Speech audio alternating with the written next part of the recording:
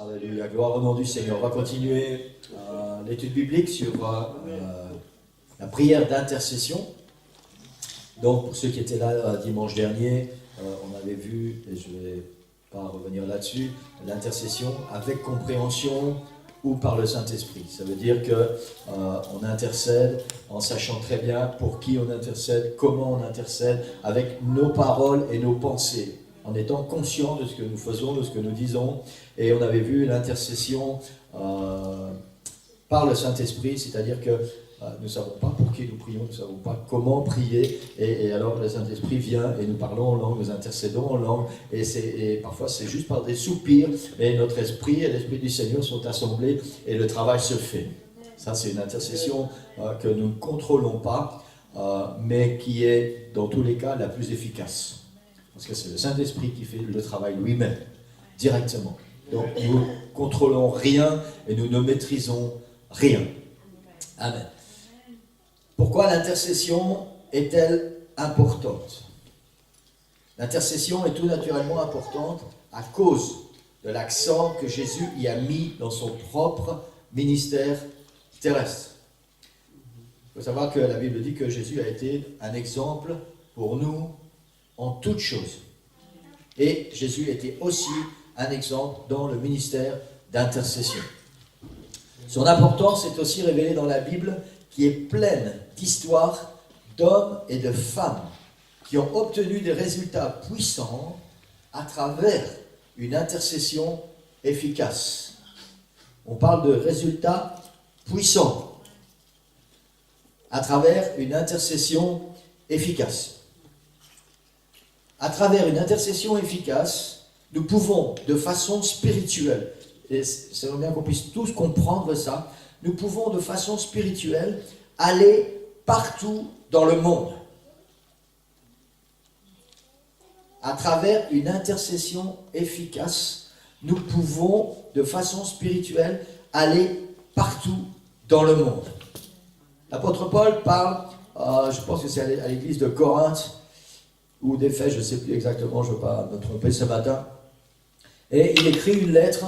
Il y a un sujet particulier qu'il faut résoudre, un problème qu'il faut résoudre dans l'Église. Et l'apôtre Paul écrit une lettre et il dit « Votre esprit et le mien étant assemblés ». Ils étaient loin l'un de l'autre, mais par la communion de l'esprit, il n'y avait aucune barrière de distance. Et c'est ça que cette phrase veut dire, à travers une intercession efficace, nous pouvons, de façon spirituelle, aller partout dans le monde. Il n'y a aucune limite de distance ni d'endroit à une intercession. Et ça, c'est vraiment quelque chose de merveilleux. Hein. Par exemple, la Bible dit, l'apôtre Jacques dit, quelqu'un parmi vous est-il malade, qu'il appelle les anciens de l'Église, qui prient pour lui. Donc là, il y a quelque chose qui se fait localement. On doit être réunis ensemble, on fait une action ensemble. L'intercession, c'est un domaine spirituel qui n'a aucune frontière et aucune limite. Amen. Et ça, c'est vraiment quelque chose de merveilleux, d'extraordinaire. Et c'est pour ça que ce ministère d'intercession est un ministère extraordinaire. Amen. Gloire au Seigneur. Et c'est dommage qu'il y a trop peu d'intercesseurs. Trop peu. Nos prières n'ont aucune restriction de distance dans la mesure où elles peuvent pénétrer les nations non atteintes et traverser les barrières géographiques, culturelles et politiques. Amen. Si vous vous présentez par exemple devant je ne sais pas, en Chine, c'est pas un roi, c'est quoi? C'est un président, c'est un empereur, et vous venez lui parler de l'évangile ou simplement lui dire que voilà, j'ai son cœur là, directement, soit on va vous couper la tête, soit on vous met en prison pour tout le reste de vos jours.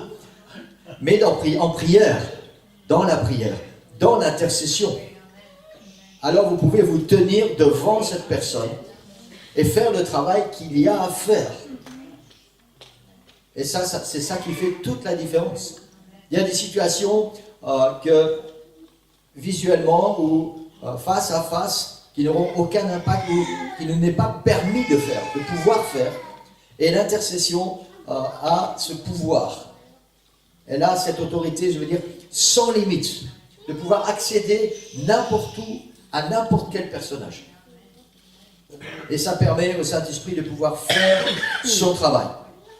Nous pouvons impacter, ça veut dire avoir un impact. Donc il y a quelque chose qui se passe. Nous pouvons impacter la destinée des individus et des nations entières au travers de l'intercession. Sans être présent.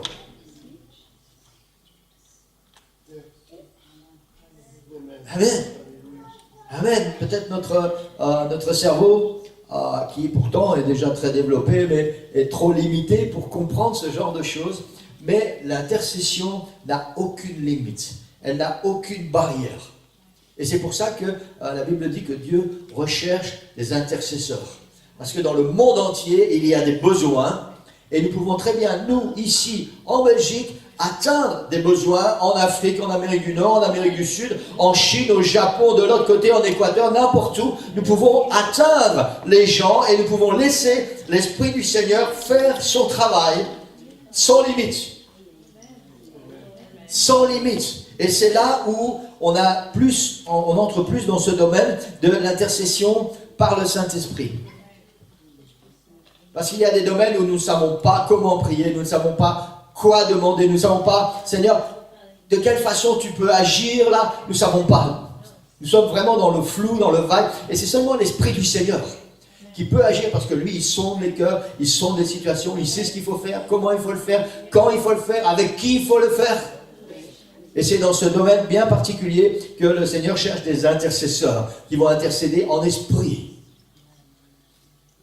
Et qui vont laisser l'Esprit du Seigneur atteindre cet objectif qui n'a pas de limite. Amen. Et c'est important que nous puissions savoir, parce que depuis le début, on a un petit peu centré cette étude biblique de l'intercession par rapport à notre Église, à nos besoins locaux, à notre ville, et peut-être un petit peu plus pour la Belgique. Mais il faut faire, il faut continuer. Amen, c'est le but de cette série d'études bibliques. On doit intercéder les uns pour les autres, pour ceux qui ne sont pas avec nous, pour ceux qui sont rétrogrades, pour ceux qui ont des problèmes pour continuer à marcher avec Dieu, pour tous ceux que le Seigneur nous montre qu'il y a un besoin dans notre Église, aussi dans notre ville et aussi dans notre pays. Mais ça veut dire que l'intercession n'est pas limitée à ça. Peu importe l'endroit du globe, à partir du moment où nous sommes en intercession et que le Saint-Esprit agit en nous, alors il y a une bénédiction qui va partir quelque part. Amen. Et c'est ça qui est extraordinaire. Mais en même temps, je crois que c'est important. Il faut commencer par le départ et après, on va plus loin. Vous savez, c'est comme les ondes. L'onde, elle a un point de départ. Ensuite, elle se répand. Mais pour qu'elle puisse se répandre, il faut qu'elle ait un point de départ. Donc le point de départ, c'est nous, c'est notre famille, c'est notre église locale, c'est notre ville. Et si nous faisons notre travail à ce niveau local, alors le Seigneur va aussi nous utiliser et cette onde, elle va se multiplier. Amen. Gloire au Seigneur. Donc voilà, les deux sont importants, mais il faut commencer par le commencement. Et si vous voulez devenir des intercesseurs, j'entends tellement souvent, vous savez, des chrétiens qui ont des visions énormes. Ils ont des grandes visions. Mais on ne sait pas commencer par le début. On veut directement arriver là-bas, tout en haut sur le trône. Tu ne peux pas faire un marathon si tu n'as pas d'abord appris à marcher. C'est chaque chose en son temps. Amen.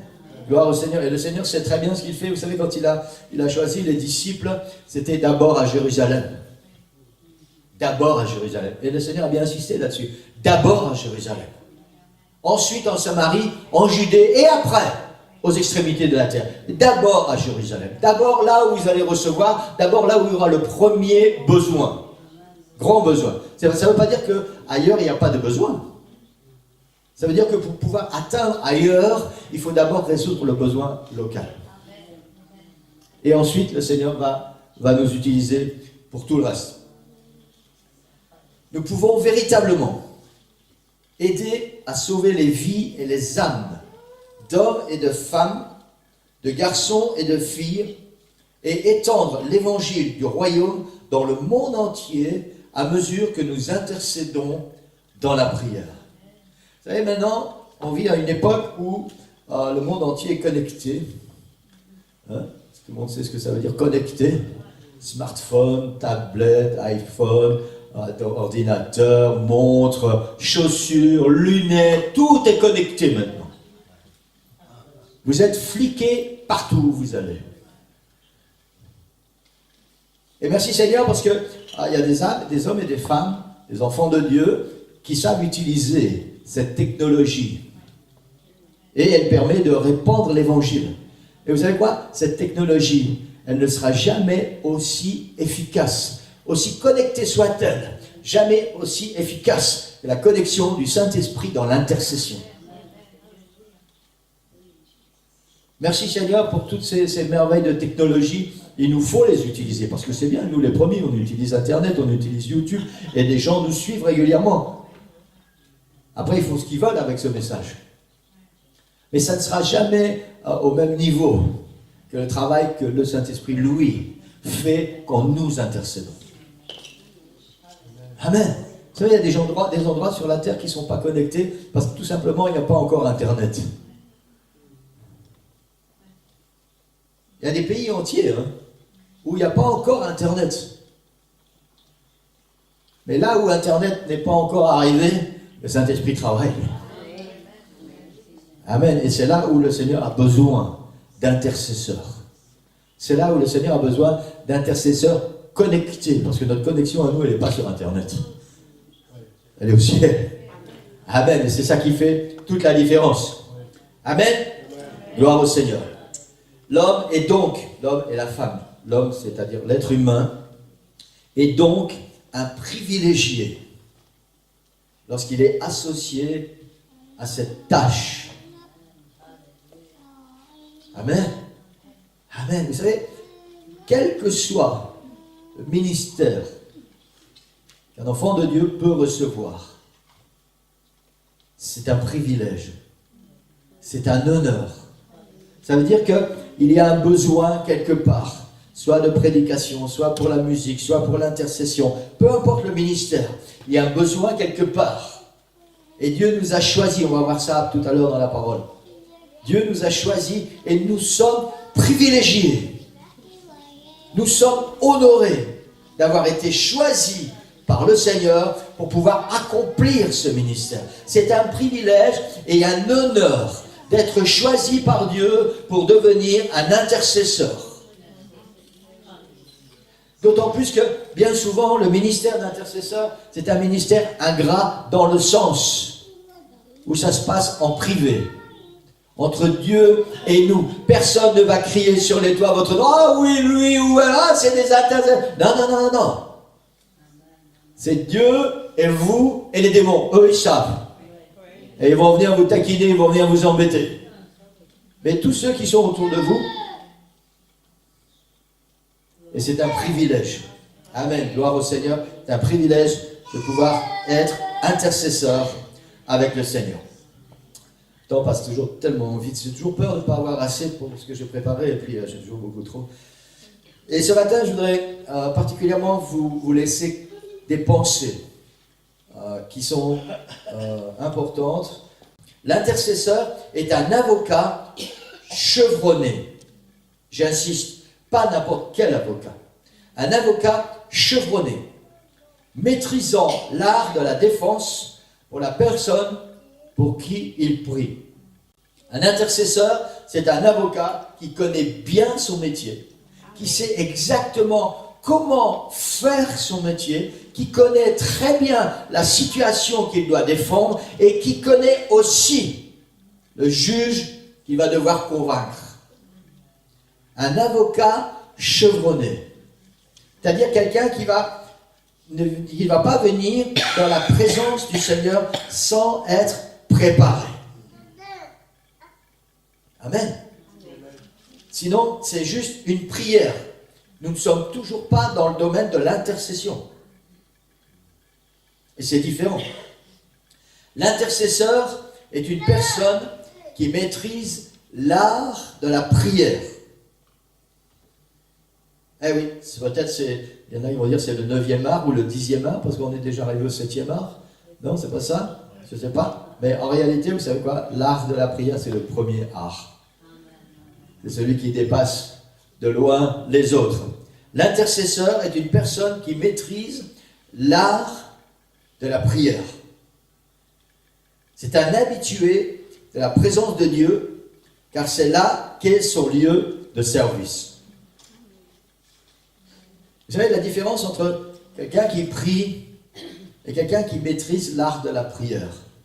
C'est comme quand vous rencontrez quelqu'un que vous rencontrez régulièrement, mais qui n'a d'autre sujet de conversation que la pluie et le beau temps. Ah, il fait beau aujourd'hui, hein? Ah ouais, t'as vu, il pleut, hein? T'as entendu l'oiseau chanter ce matin, hein? Et peut-être demain il va faire beau, hein? Et tous les jours, c'est la même conversation. Et puis après, vous avez les intercesseurs. Comment vas-tu? Et on entre pour avoir une vraie conversation, un vrai dialogue. Il se passe des vraies choses. Amen. Ça, c'est l'intercesseur qui maîtrise l'art de la prière. C'est un habitué de la présence de Dieu, car c'est là qu'est son lieu de service. Amen. Son lieu de service. L'intercesseur connaît l'efficacité de la prière.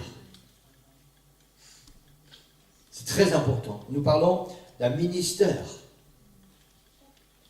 L'intercesseur connaît l'efficacité de la prière. Je ne pourrai jamais oublier cette fois où j'ai entendu le pasteur Mangun dire, je l'ai lu, je ne l'ai pas entendu, je l'ai lu, c'était un extrait de sa prédication.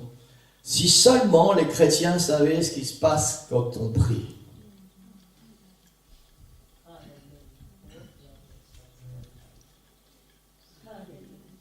L'intercesseur connaît l'efficacité de la prière. La différence, et je pense que c'est une école pour chacun de nous. La différence entre la prière et l'intercession, c'est que quand nous prions, parfois il y a le doute qui est en nous. On a prié, mais est-ce que le Seigneur va répondre? Est-ce que le Seigneur va faire quelque chose? Est-ce qu'on a des questions? On n'est pas sûr. L'intercesseur sait que d'une manière ou d'une autre, sa prière va avoir un impact. Peut-être pas celui que nous pensions, mais l'intercesseur sait qu'il y aura un impact. Il connaît l'efficacité de la prière. Vous savez, si la prière n'était pas efficace, ça ne sert à rien de prier. On perd notre temps. C'est comme si vous allez dans la rue, vous criez, vous avez besoin de quelque chose, et les gens passent, les gens vous regardent, mais ils ne vous connaissent pas, ils n'en ont rien à faire de vous. Si la prière n'est pas efficace, ça ne sert à rien de prier. La Bible dit, alors mangeons et buvons, car demain nous mourrons. Hein? L'intercesseur connaît l'efficacité de la prière. Autre pensée. L'intercesseur maîtrise les différentes formes de prière. Pour ceux qui sont là depuis le début, on a vu les différents types de prières, formes de prière, la louange et l'adoration, l'engagement, les prières d'engagement, on a vu la prière de pétition, on a vu la prière de confession et de repentance, et la prière d'intercession. L'intercesseur maîtrise les différentes formes de prière. D'abord, il sait, quand il prie, dans quelle sorte de prière, dans quel type de prière il est. L'intercesseur, s'il est occupé à louer le Seigneur, il va continuer à louer le Seigneur. Il ne va pas mélanger. L'Ecclésiaste dit, il y a un temps pour tout. Et c'est important aussi dans ces moments de prière, ces moments d'intercession, que le temps qui est alloué pour telle sorte de prière soit respecté. Que nous puissions nous y tenir. Parce que sinon, notre prière, c'est un peu, un brouhaha, un mélange de phrases, peut-être parfois incohérentes. On a une idée, on prie pour quelqu'un, puis après, ah oui, merci Seigneur, et je te loue Seigneur. Et puis, ah, je voudrais faire que tu fasses ça Seigneur. Et puis, c'est un petit peu un désordre. c'est important aussi d'être, je vais employer ce mot, ordonné dans la prière et dans l'intercession. C'est important de savoir où on va et ce qu'on fait. Par exemple, le dimanche matin, c'est culte de louange et adoration. C'est pas réunion de prière. Merci Seigneur pour l'armée de prière du jeudi. C'est la nouvelle phrase de Romain et j'aime cette phrase. L'armée de prière du jeudi. Mais le jeudi, c'est prière. C'est pas louange et adoration, c'est prière. Et quand on vient le jeudi, pour ceux qui viennent le jeudi, vous êtes beaucoup trop peu nombreux. Nous venons prier, nous venons nous battre, nous venons intercéder. Et le dimanche matin, c'est louange et adoration. Maintenant, si, au travers de la louange et de l'adoration, à un moment donné, l'Esprit nous conduit dans l'intercession, alors nous allons entrer dans ce domaine de l'intercession. Amen. L'intercesseur maîtrise les différentes formes de prière. Ça veut dire aussi que quand il loue le Seigneur, il loue le Seigneur. Il maîtrise la louange. Parce que la louange, contrairement à ce que beaucoup de gens pensent, c'est pas seulement prendre un instrument de musique, prendre des paroles, mettre une mélodie là-dessus et puis chanter avec notre voix. Ça, c'est chanter. Faire de la musique. Pour louer Dieu, il faut y ajouter son cœur. C'est un ingrédient indispensable pour que ça devienne la louange. Sinon, c'est juste chanter.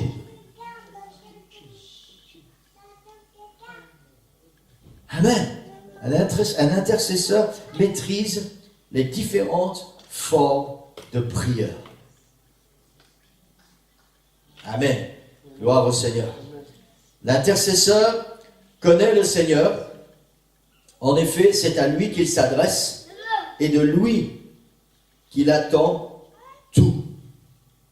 Ça veut dire que nous ne pouvons pas être des intercesseurs si nous n'avons pas une intimité avec le Seigneur. Nous pouvons prier, nous pouvons faire des requêtes, mais nous ne serons jamais un intercesseur.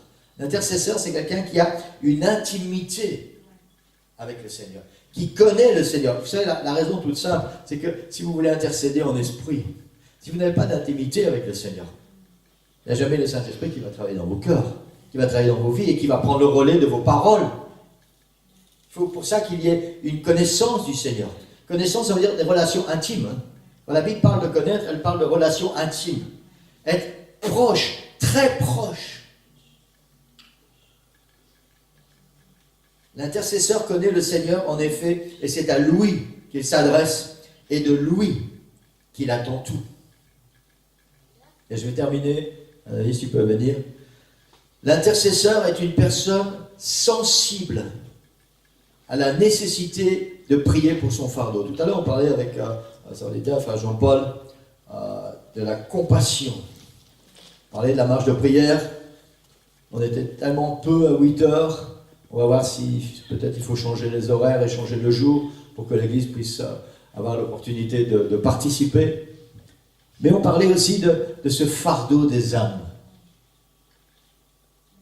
Pourquoi les réunions de prière sont-elles délaissées? Pourquoi les marches de prière sont-elles délaissées? Parce qu'il n'y a pas dans le cœur ce fardeau des âmes.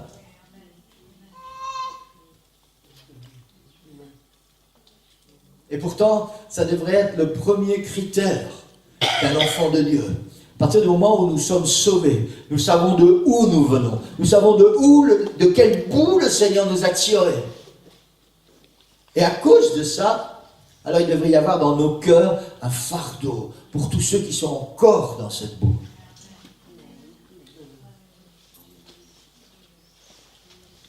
Amen. L'intercesseur est une personne sensible à la nécessité de prier pour son fardeau. Vous savez, quand nous sommes intercesseurs, le fardeau qui vient sur nos épaules ou sur notre cœur, ce n'est pas un fardeau que nous avons choisi, c'est un fardeau que l'Esprit met sur nous. Et quand nous recevons ce fardeau, alors nous sommes sensibles. Nous réalisons vraiment que le Seigneur nous donne quelque chose et il y a un travail à faire maintenant. Et alors nous allons mettre tout notre cœur, tout ce que nous possédons, nous allons tout mettre au service de l'intercession pour que le Seigneur puisse faire son travail. Le caractère sensible de son cœur, donc de l'intercesseur, lui permet de ressentir le fardeau, d'avoir de la compassion et de se rendre disponible à tout prix pour cette cause. Disponible. Nous vivons dans un monde où il faut que les gens soient disponibles pour nous. J'ai besoin, et quand j'appelle quelqu'un, je veux que cette personne soit disponible.